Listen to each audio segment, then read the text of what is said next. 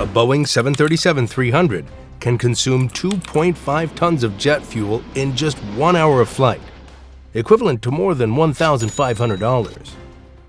That means that in a 4.5-hour flight from New York to Los Angeles, nearly $7,000 will simply disappear. With such enormous figures, every single liter of fuel is carefully calculated to optimize profits.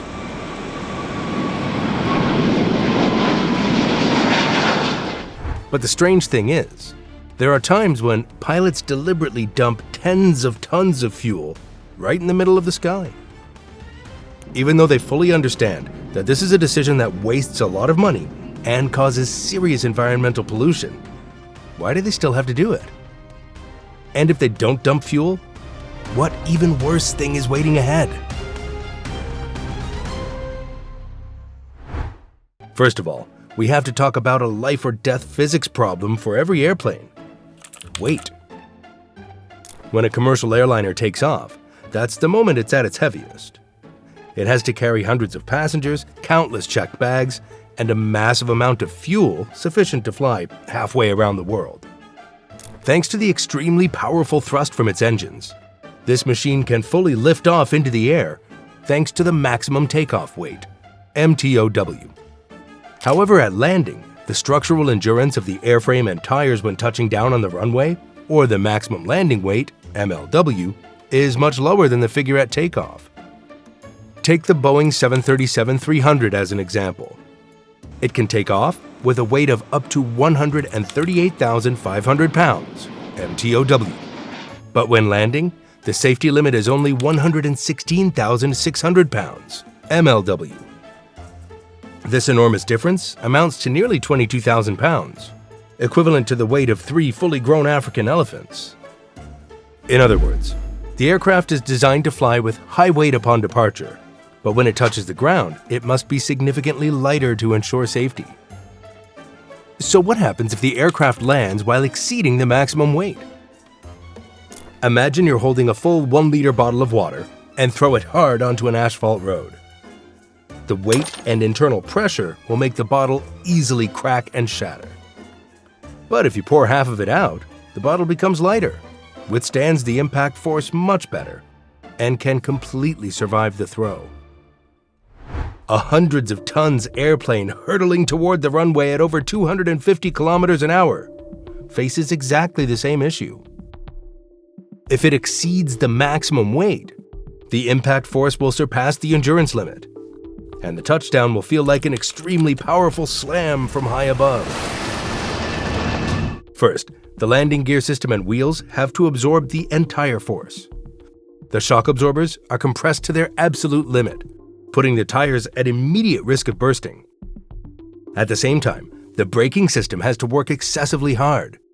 The brake discs experience intense friction, heat up to thousands of degrees Celsius, and can easily catch fire.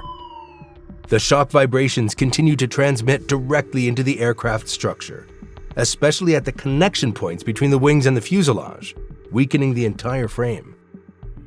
But the most dangerous factor is inertia. With such a large mass, the aircraft will slide a long distance and will be very difficult to stop within the runway limits, creating the risk of running off the runway out of control. And in the worst-case scenario, all it takes is one spark from the red-hot brake assembly combined with the enormous amount of remaining fuel in the wings, and everything could turn into a catastrophic fire and explosion. It's crashed off its runway in Toronto. Flames are tearing at the fuselage. Smoke is pouring from the ruined jet. Dazed passengers are stumbling from the plane. However, in reality, fuel dumping only happens if there is a genuine need for an emergency landing. During a normal flight, the aircraft will gradually burn the fuel it carries throughout the journey and automatically reduce to a safe weight by the time its wheels touch the runway. Everything only turns upside down if an incident occurs right after takeoff. This could be a passenger suddenly suffering a heart attack, an engine catching fire, or a flock of birds accidentally crashing straight into the nose of the plane. In that situation, the pilots are forced to quickly turn back or head to the nearest airport to land. But because the aircraft is still at the maximum takeoff weight, MTOW, landing immediately would carry major risks. At this point, you might wonder, why don't they just fly around in circles in the sky so the engines burn off the fuel themselves instead of having to dump it outside? Well, the answer lies in two key factors: time and safety. To burn off the excess fuel on its own, the aircraft would need anywhere from 45 minutes to more than an hour. But in an emergency, every single minute can determine life or death. With the specialized fuel dumping system, pilots only need about 15 to 30 minutes to remove tens of tons of fuel and bring the aircraft back to a safe state. Besides that, it also reduces the risk of fire and explosion. When the aircraft can't lower its landing gear and is forced to perform a belly landing, the less fuel there is in the wings, the lower the risk. Because at that moment, the fuselage will scrape hard against the runway, generating extremely high temperatures and sparks. If the wings are still full of fuel, the fuel can easily leak and ignite immediately.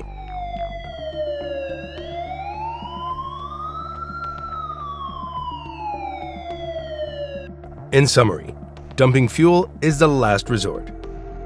It's only used when there's not enough time and the safety of the entire flight is under direct threat. So, how does the fuel dumping system work? Most of an airplane's fuel is not stored in the fuselage like in a car, but contained inside the two enormous wings. This design helps balance the weight during flight while also reducing bending forces on the wings. Near the wingtips, engineers have installed specialized dump nozzles.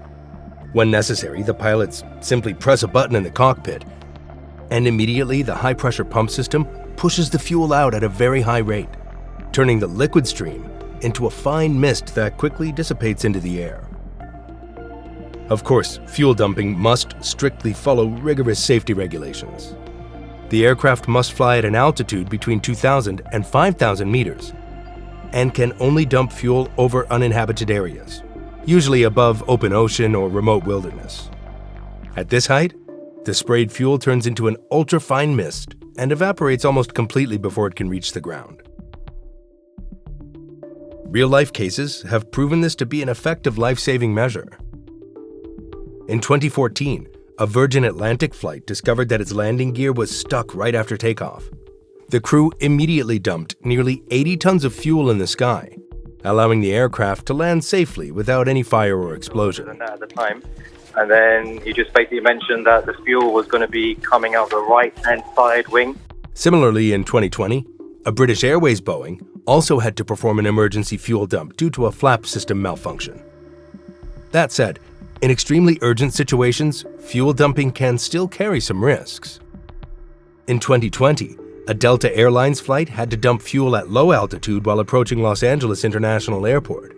A portion of the fuel fell over the area below, causing skin and respiratory irritation to teachers and students at a nearby elementary school. Schools were in the flight path as Delta Flight 89 returned to LAX.